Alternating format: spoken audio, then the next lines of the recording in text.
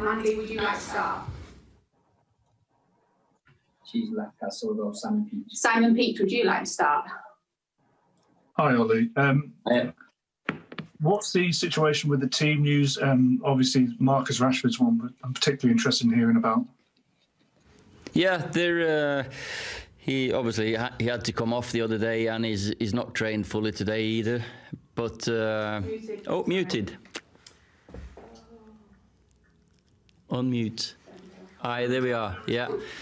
No, Marcus has been training this morning, not fully, but he's joined in with the group. So he obviously his shoulder stopped him finishing the game.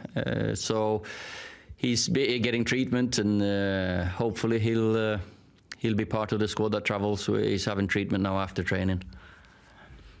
Anybody else that will be available missing that's noteworthy? And also, is it going to be a bit weird playing in front of fans again?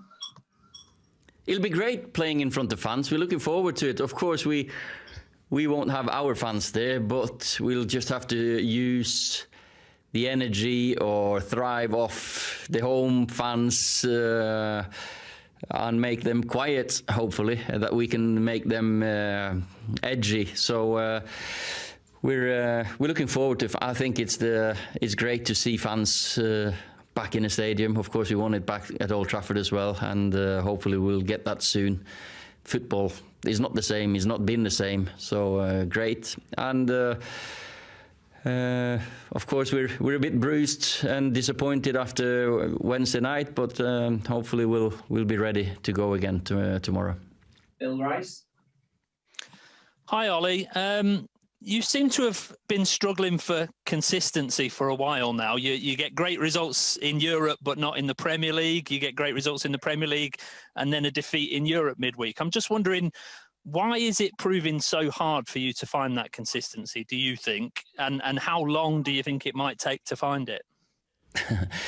Depends on how many games do you want to go back. How football is a game with human beings, and they live their own lives.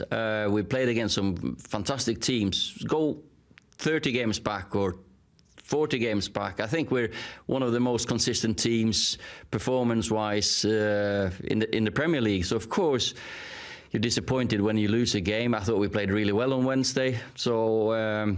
And it's fine margins at times that decide a game if you win or you lose. So the PSG game, the performance was miles better than, say, West Brom, for example. But you win against West Brom, but you don't get 3 points against PSG. So I think we're getting more and more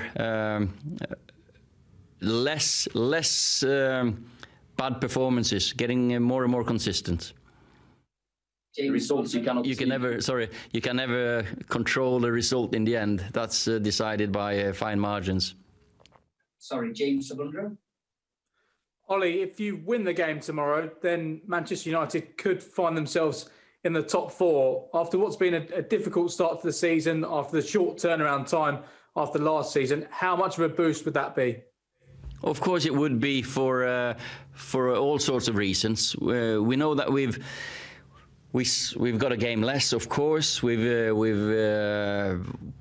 we'll get that back at some point as well. So and with the pre-season being as short as it was, to be able to move closer to the top would be a great achievement at this point. But it's a long season, and of course we've showed some great consistency away from home lately.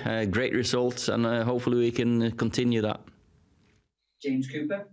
Hi, Ollie. I don't think we've asked you this before, but I mean, David Moyes has done well. That's a new question.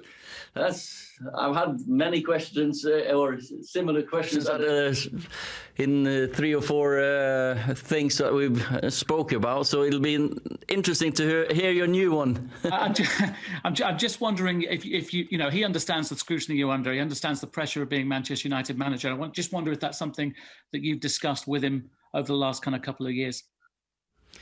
No, I haven't sat down and had discussions with David. No, of course, when you're here, it's the biggest club in the world, and it's a different animal to anything else. So, But we've had other discussions, and I really admire David for what he's done in his career. And you just see now as well the way West Ham perform and the results they're getting. It shows his qualities. Mandy Henry. Hi, Ollie. I'm a bit late to proceedings, so I'm not sure if you've been asked about team news yet, have you? No, it's just, or yes, I've been asked, but there's not much to say. Marcus trained today, not fully, but he was part of the squad. So hopefully, with the treatment he's getting, he can travel. So Luke's not ready yet. Apart from that, we had the big squad training again. And I know you've talked about the character and the impact that Bruno's had on the side. Cavani seems to be having a similar impact. How important is that experience in the squad when you've got such a young side? Yeah, it's, last season we were the youngest team in the Premier League, and we've been looking at ways to improve the squad, either being young talent or experienced ones, or say the likes of Bruno. So the last year with the signings of Bruno and Donny, Alex, with Edinson, the last one to come in, I think the balance in the squad has been improved, and his experience. Just one, his positioning, because he's a centre forward, he's a different type of centre forward. We can play a different way. And the other bit is his experience in world football. He has come in and shown the young lads how to live your life and how to last a long career. Last question in this section to Per Carlson. Yes, hello Ole. Hi. So of course I have to ask you about Norway's new national coach on a day like this. Ståle Solbakken got the job yesterday. What do you think about the appointment, and will he be a success and give the Norwegian supporters this group stage spot in the Euros or World Cup, which we have missed for 20 years now? I think Ståle is a great signing for the national team. He's a good friend of mine, and of course it's probably the least hidden secret in Norwegian football that he eventually was going to take over the national team. So of course I feel Lars has moved the team in the right direction, and hopefully Ståle can take it one step further and that we can qualify. I'll be having discussions with him, of course, and we've been keeping in touch for the last few years anyway. So it's a great signing. Of course, you never like to see someone lose their job, because especially when they've done well. But probably a chance for Norway that we couldn't say no to, because Ståle was available now. Sorry, just got one more in this section for James Cooper.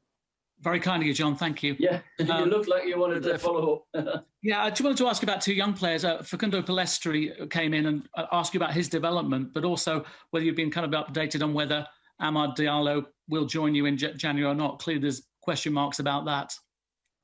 Yeah, Facundo has come in, trained with the first team, done well.